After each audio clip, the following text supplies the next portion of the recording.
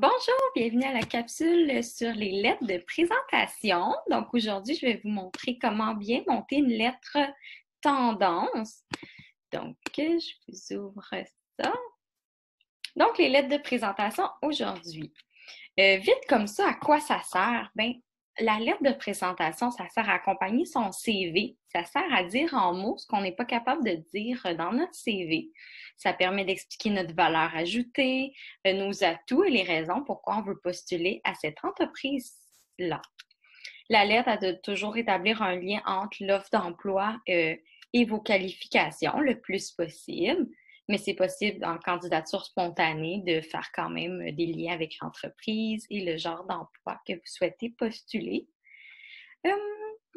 Donc, je continue les rubriques de la lettre de présentation. Donc, en fait, c'est quoi les sections qui existent dans les lettres?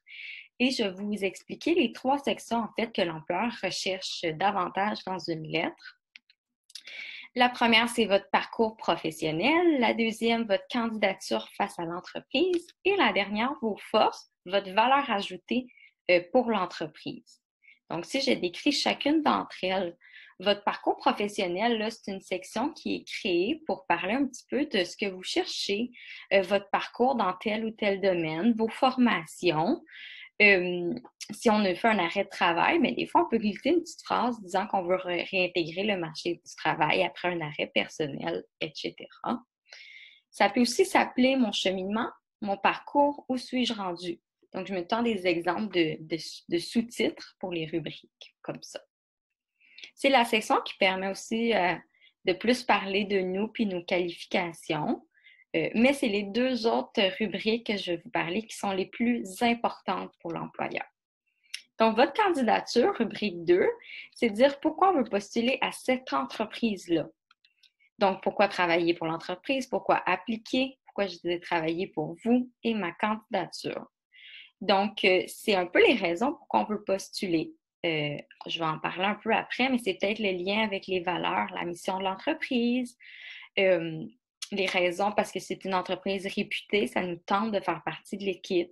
Peut-être parce qu'on est déjà client de l'entreprise, puis on sait qu'ils offrent un excellent service, puis qu'on a le goût de faire partie de eux. Donc, ça pourrait être quelque chose de vous pouvez discuter ou penser davantage là-dessus. La rubrique numéro 3, votre valeur ajoutée pour l'entreprise. Donc, un mélange de vos compétences, atouts, qualifications, qualités en fonction du poste. Donc, on essaie d'être plus spécifique. Votre CV a peut-être été un petit peu plus général. Là, on va venir être vraiment spécifique à l'entreprise. J'ai mis plein d'exemples comment on peut l'appeler, ma valeur ajoutée, pourquoi suis-je l'employé qu'il vous faut, ce qui me caractérise, mon implication, pourquoi m'embaucher, pourquoi je serai un atout pour votre équipe, etc., etc. Donc, je vais vous montrer des exemples de lettres qui sont plus classiques et après, je vais vous montrer des lettres tendances. Ce que je veux que vous reteniez, c'est que vous choisissez un ou l'autre. Ce qui est important, c'est vraiment le contenu et la façon que vous allez pouvoir bien transmettre l'information. Parce que l'employeur, s'il prend le temps de le lire, on veut que ça ne se répète pas du CV, que ça ajoute un plus à votre candidature, puis que l'employeur apprenne à mieux vous connaître. Donc, voici une lettre vraiment classique qu'on connaissait, que la plupart font et ont fait. Donc, plus en paragraphe, comme ça, en texte continu. Ensuite, des modèles qui s'arrivent un petit peu plus séparés avec les sections que je disais tantôt. Un autre modèle qui reste quand même classique, sobre, mais qui est quand même séparé par section. Donc, je vous montre des lettres tendances qui peuvent être aussi faites. Donc, ici, un modèle qui est aussi séparé, mais qui vient ajouter un petit peu de couleur, un petit peu une structure différente. Voici un autre modèle, donc un petit peu plus. Les modèles tendances, c'est tous des modèles qui sont liés à un CV qui aurait été du même type. Donc, on prend le même modèle d'un CV tendance et on l'ajuste en lettres. Et c'est un autre modèle qui va être plus spécifique à un poste de bouchère. Donc, dans le CV, elle avait aussi mis le petit logo. Donc, c'était quelques modèles pour vous donner des idées. Je vous détaille un modèle plus concret, un exemple d'une lettre. J'ai choisi un des modèles qui était le plus complet. Je trouve qu'il y en a beaucoup, mais ça va vous permettre vraiment d'avoir des exemples. Et c'est ça mon but dans la capsule aujourd'hui. Donc, ici, on a un modèle tendance. Je vous explique toutes les sections, comment faire. Donc, si on a un CV tendance, on essaie de garder le même modèle ou sinon, on prend les lettres un peu plus classiques. On va commencer par dire notre nom, notre sous-titre si on en a un dans un domaine. Puis après, c'est l'objet, candidature pour le poste de et l'entreprise. De nos jours, on ne met plus l'adresse de l'entreprise complète avec le numéro. Vraiment, juste le nom de l'entreprise avec la ville, peut-être. Ça va être en masse. Le cheminement, qui est la rubrique numéro 1.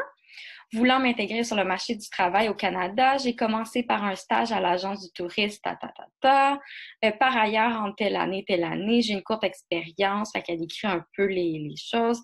En 2011, j'ai fait une pause dans ma carrière pour entreprendre mes études universitaires en Suisse.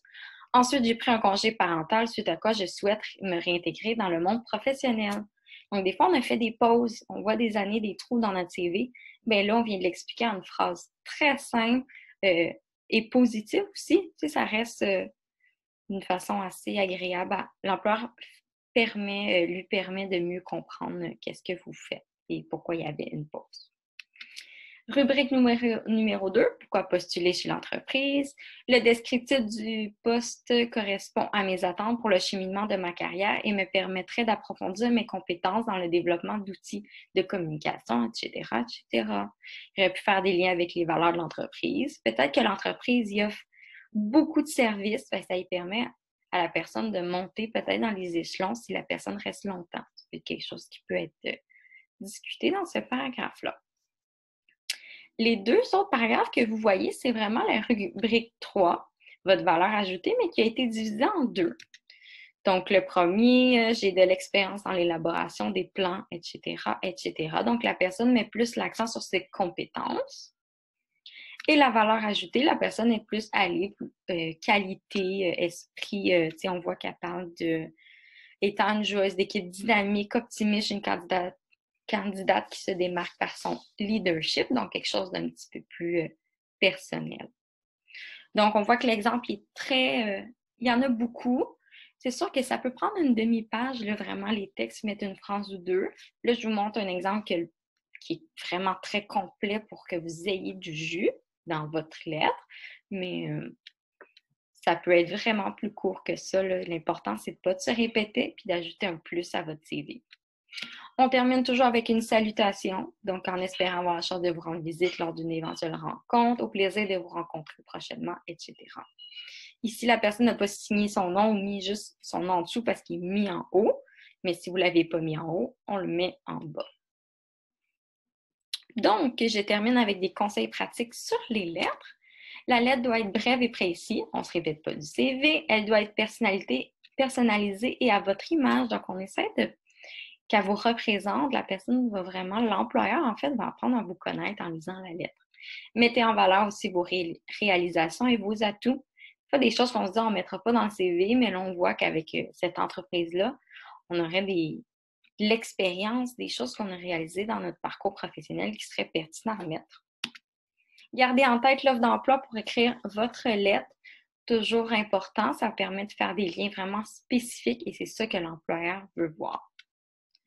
Donc, mon dernier point, soyez toujours positif, pertinent et authentique dans le contenu. Ça va vous permettre d'être plus efficace.